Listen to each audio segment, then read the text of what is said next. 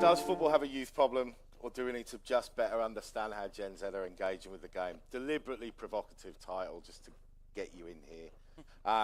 So welcome to my panellists. I'll just throw to my panellists one after the other, just to give a very quick introduction of themselves and their role and the perspective that they're bringing to the discussion today. Monika, kick off. If the one that needs no introduction, if what I've seen around the place today. Yeah, well, I'm Monika Staab from Germany, and I'm the Women's Football Technical Director. I was the founder of the national team here in Saudi Arabia, so I was first the national coach, and then I became the technical director of Saudi Arabia Football Federation. Amazing. Dave? Good afternoon, everyone. Thanks, Andy, for inviting me, and WSC for putting on a great event. I'm Dave. I handle the direct-to-consumer initiatives at Manchester United. Direct-to-consumer meaning a variety of things from e-commerce, gaming, video output, membership, etc. And look forward to the chat. Ross? Hi, I'm Ross, Head of Commercial for WSC Sports out of the UK. Should I give a quick company? Yeah, go on. Okay. So what do we do at WSC Sports? We ingest game streams, or also other media assets, into our platform, and then in real time we can analyze the entire stream, the entire game. We can granularly index every single play, attach all the associated metadata, give each player a rating, so it's all can sit there as part of a catalog or library, and then we can then automate content to any digital destination. And we're working with a whole host of clubs right across the football spectrum, including Manchester United, as well as a number of high-profile leagues, including your very own Saudi Premier League. Excellent. So look, we'll start to talk to the topic of the discussion and all of the insights that we do as the biggest football content and media business in the world is that football absolutely doesn't have a youth problem. The game's never been more popular amongst Gen Z. It's growing. The interest levels are growing, but they are consuming content and engaging with the game in a different way, right? So over the next 40 minutes, we're gonna explore that from the unique perspective of my panelists, aligning with what we're seeing here in Saudi Arabia, but also in the rest of the world. So we're going to focus this around some key themes that we see as Footballco in the industry around Gen Z. The first one of which is that players, more than anything now, hold the power with Gen Z. Their touch point and their connection point that they strive is to get closer to the players that they love. And we're seeing club tribalism, get less than it has been previously. So I think I'll come to you first, Dave. From that perspective, as one of the biggest clubs in the world, how do you leverage that star power of the squad, of the playing squad, to engage those younger audiences? Yeah, and I think the trend isn't something that's really new, right? We've started to see stats over the course of the last decade of fan bases gravitating as stars kind of move around. I mean, we're certainly the one that caught the headlines that everyone kind of uses as a case study is when Ronaldo left Real Madrid to go to Juve, and how he brought 1 million fans, whatever, from his socials over there. I also like to then flip that a little bit and say, well, okay, so 99 million stayed with Real Madrid, even though the greatest, arguably the greatest of all time, made moves. So I mean, but I get that the direction of travel is certainly going one way. I think from Manchester United's standpoint, quality over quantity is going to continue to reign supreme, and the brand of the club is something which we always have to keep front and center. I do think when we look at new avenues of content collaboration, new platforms to explore working with, we always want to make sure that it's not doing a disservice to the fans, right? At the end of the day, people talk about engagement, but engagement's only good if it's entertainment. And yet the stories that can be told through the eyes of a player or working with the player is certainly something which has that entertainment feel, right? Taking them off the pitch and showing them as human beings. That is something which I love to see. It's putting a lot of, yes, of course, guardrails, safety around that. However, at the end of the day, the authenticity that it kind of creates of that fandom is something that really only players can help facilitate.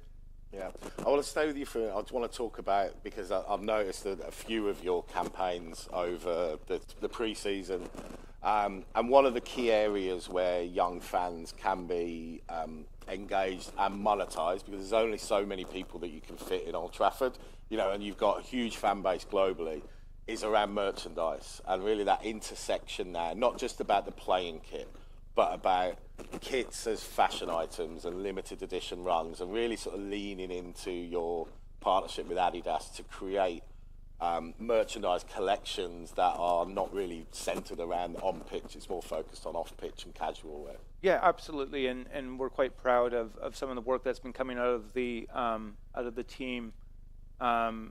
Manchester as a city lends itself to some topics which are facilitating this, right?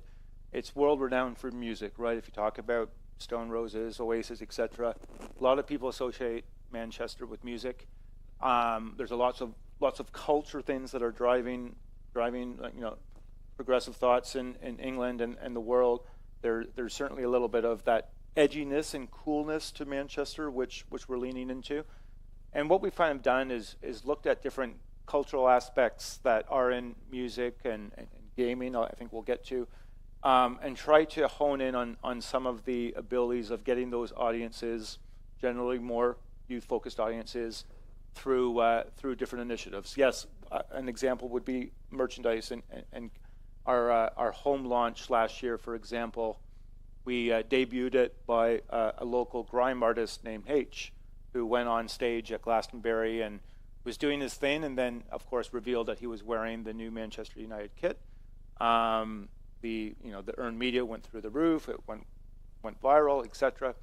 And that led to our best home kit launch ever. Another good example is this year we launched our away kit using an influencer match while on tour in Los Angeles. Again, that was leaning into unique characteristics of the U.S. but also global audience on how you work with influencers to kind of bridge that gap and create that more authentic feel to just revealing the kit.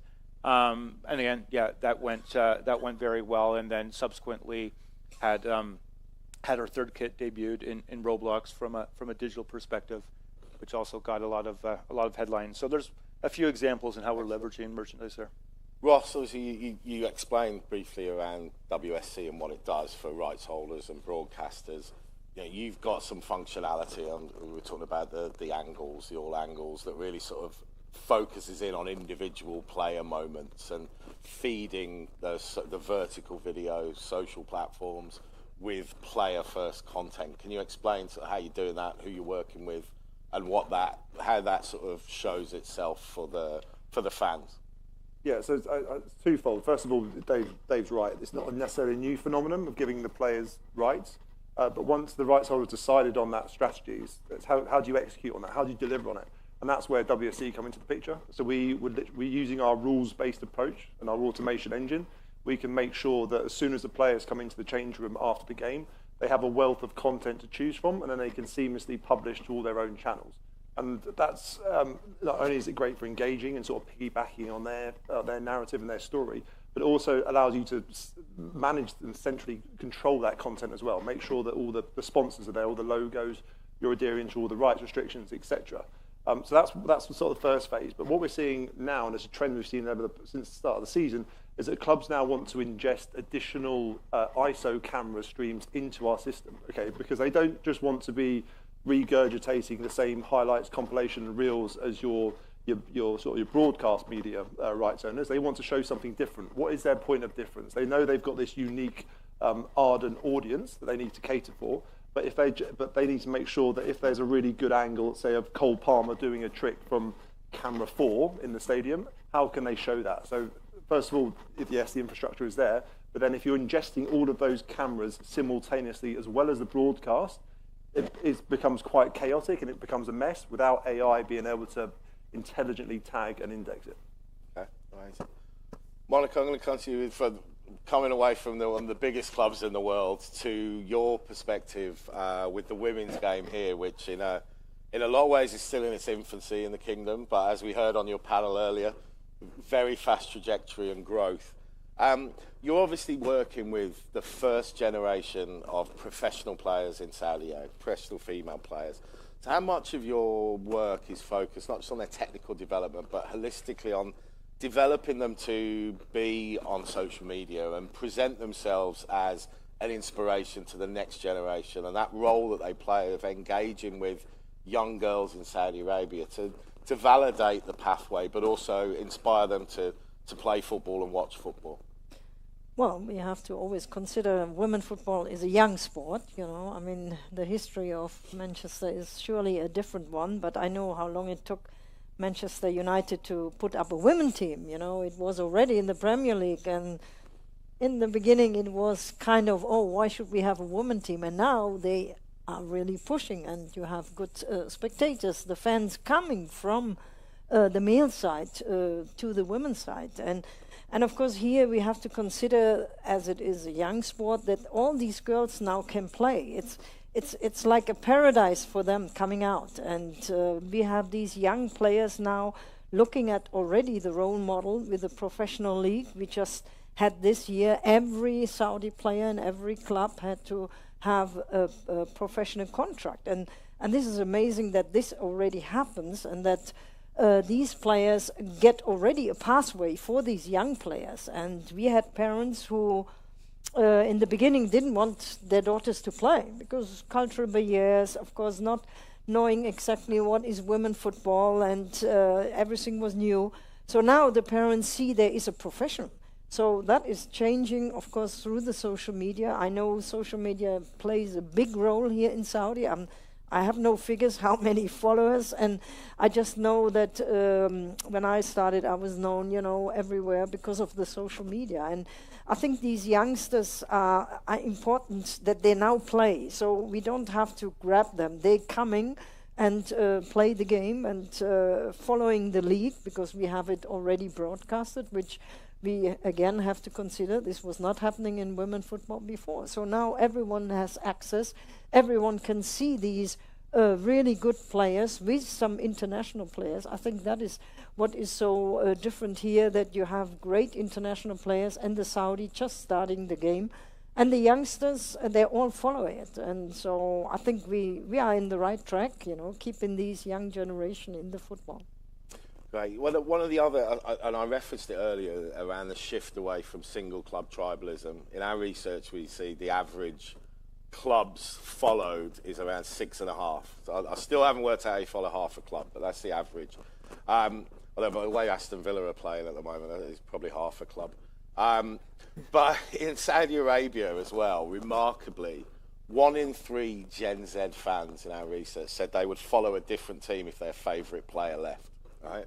So there's a transient nature to fandom. So Dave, how does a club like Man United, and you know, where the days of single club men like Gary Neville and Ryan Giggs have largely gone, you know, how are you adopting your approach to that? And also, I'd like to talk around tour and tours and the role of that, how they've evolved from, you know, really now being commercial events and the opportunity to become one of those 6.5 teams around the world.